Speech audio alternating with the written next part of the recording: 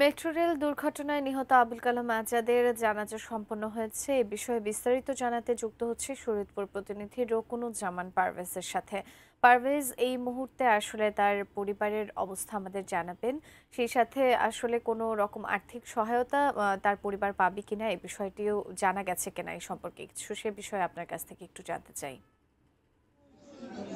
হ্যাঁ, যেমনটা বলেছিলেন যে আসলে এই আবু কালাম আজাদ গতকালকেই মেট্রো রেলের যে রিলিং প্যাড ভেঙে পড়ে তিনি মারা যান। অর্থাৎ গতকাল থেকেই কিন্তু এই এলাকায় শোকের মাতম ছড়িয়ে পড়ে এবং আজ কিন্তু সকালে যখন তার লাশ নিয়ে আসে সকাল 8:30টার দিকে এবং তার সকাল 9টার দিকে তার জানাজা সম্পন্ন করা হয় এবং এখানে আজ যেটা দেখতে পাওয়া যাচ্ছে যে তার স্ত্রী এবং তার শালিকা এবং তার বোন মা তারা কিন্তু কান্নাকাটি করছেন। অর্থাৎ এই পুরো বাড়িটাই কিন্তু এখন শোকের মতো।